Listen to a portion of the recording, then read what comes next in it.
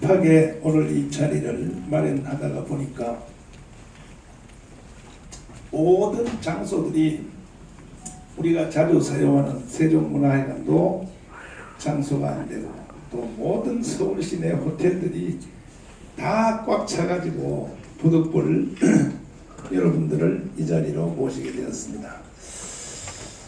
우리 대한민국은 1948년 이승만 건국 대통령이 4대 기둥을 통하여 세워진 나라입니다. 자유민주주의, 자유시장경제, 그리고 한미동맹, 기독교 입국론이라고 하는 이 4대 기둥 위에 박정희 대통령이 집을 잘 지어서, 그래서 이승만의 설계도와 박정희 대통령의 시공을 통하여 이제 우리가 전 세계 10위권의 나라로 성장한 나라입니다. 아이비리그 교수들의 논문들을 보면, 특별히 하버드 대학의 경제학 교수인 로버트 베로의 주장에 의하면 2차 세계대전 이후에 새로 생겨난 나라, 또 독립된 나라가 148개라고 합니다. 나라가 148개 중에서 먹고 사는 문제, 산업화죠, 인간이 사는 기본적 제도, 민주화를 2개를 달성한 나라는 이건 정말 박수 쳐야 됩니다.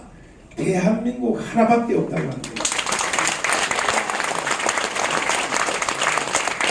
싱가포르 있지만 그거는 500만밖에 안 되는 도시국가고, 대만 있지만 1800만, 2000만밖에 안 되는 규모고, 인구 5천만을 가진 이 정식 국가의 형태를 취한 국가 중에서 148개입니다.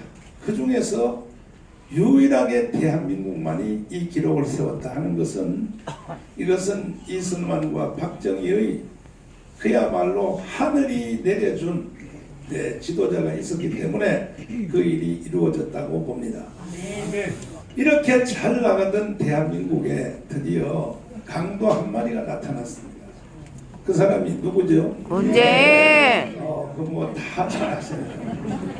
근데 문재인이가 이게 갑자기 나타났다고 보면 안 됩니다. 제가 한국 근대사와 한국 건국사를 그야말로 목숨 걸고 제가 공부를 해보니까, 문재인이가 우연히 어느 날 갑자기 나타난 것이 아니고, 이것은 이승만 대통령이 국가를 세울 때 그때에 강력한 반발 세력으로 나타난 박헌영의 바로 남로당, 조선인민공화국, 전 국민의 78%가 박헌영한테 속았습니다. 그때 이 박헌영은 이 거짓말에 아주 능수능한 재주가 있는데, 이 말 한마디의 거짓말로 국민들을 다 틀어지었죠. 저 워싱턴에 있는, 하와이에 있는 이승만 박사가 전화가 왔는데, 연락이 왔는데, 날 보고 나라를 먼저 세워놓으라 그랬다. 이 거짓말입니다. 또 상해에 있는 김구 선생님이 연락이 왔는데, 나라를 먼저 세워놓으라고 나한테 연락이 왔다.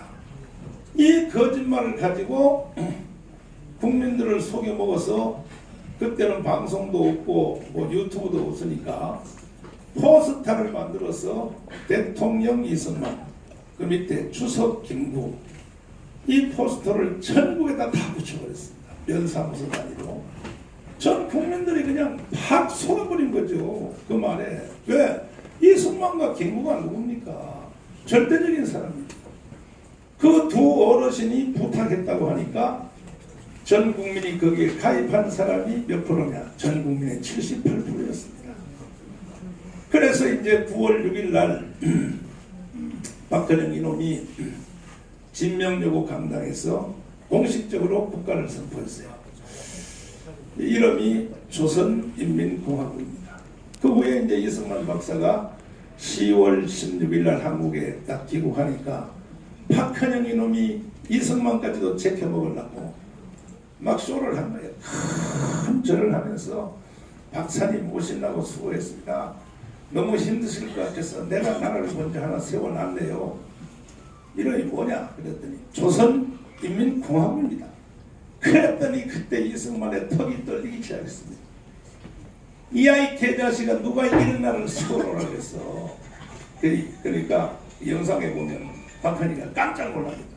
깜짝 놀라면서 그러지 마시고 화내지 마시고 여기서 대통령 하십시오. 내가 이런데 대통령 하려고 여기 온 줄 알아? 그때부터 뭐 박헌영과 이승만의 치열한 싸움이 이제 시작되는 거죠. 그런데 그때 이승만 대통령을 도왔던 영락교회 장로님인 오제도 특별검사에 의하여 박헌영이 북한으로 쫓겨가게 되었습니다. 그때의 그들의 세력, 그 남로당의 세력이 얼마였었냐? 540만이라고 파악이 되어 있습니다. 제가 파악해 보니까 그때 이제 이승만의 건국운동에 눈물의 이승만의 연설에 대부분이 다 전향을 했고, 그리고 6.25 때에 인민군이 내려와서 낙동강까지 갔다가 북한으로 올라가면서 동네에 있는 지역 발갱이들을 10만 명을 데리고 올라갔습니다. 10만 명을. 그 다음에 또 이승만 대통령이 세 가지의 구호를 외쳤는데, 절대 공산주의는 안 돼, 빨갱이는 안 돼. 국민 여러분들은 빨갱이가 뭔지 공산주의가 뭔지 잘 모르지만 나는 미국에서 이것만 일생 연구하는 것 같다. 절대 안 돼. 예, 두 번째는 뭐냐? 전향하랍니다. 전향하라. 전 국민이요, 혹시 모르고 속아서 박헌영한테 가입된 사람은 전향하십시오. 이 외침에 많은 사람들이 전향을 했고, 그 다음에는 이제 그래도 내 말이 이해가 안 되냐? 그래도 빨갱이가 좋으냐? 사회주의가 좋으냐? 공산주의가 좋은 사람은 여러분들이 좋아하는 나라가 있다. 북한이다. 그걸로 가라는 거예요. 그래서 땅을 팔고 집을 정리해서 처자식 데리고 북한으로 가도록 개성까지 다 된다 줬습니다. 이승만은. 그때의 이승만이가 북한으로 보내준 사람이 9만 명입니다. 9만 명. 서울대학 교수 절반이 갔었죠. 그 서울대학 교수 절반이 가서 김일성 대학을 세우는 주체가 된 것입니다. 그리고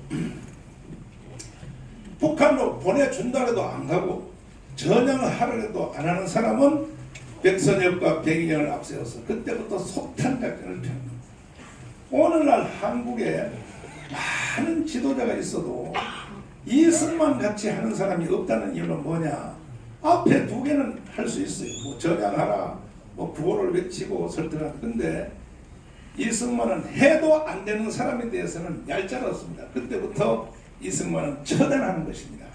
오늘날 지도자들이 이명박도 그렇고 박근혜도 그렇고 이 처단을 잘못해가지고 오늘 세상이 이렇게 됐는데, 그러고 난 뒤에 그들의 세력이 얼마나 북한으로 갔고 얼마나 남아있고 이 규모가 파악이 안 됐어요. 그동안 남아있는 사람들이 70년 동안에. 근데 이 문재인 씨가 이 시대에 크게 기여한 기여가 하나 있습니다. 뭐냐?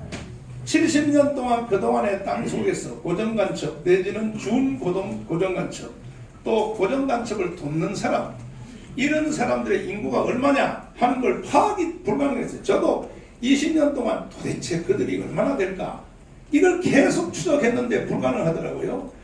그런데 드디어 이 문재인 씨에 의하여 문재인이가 대통령 되니까 땅속에 있었던 그들의 세력이 다 표면화대로 올라왔습니다.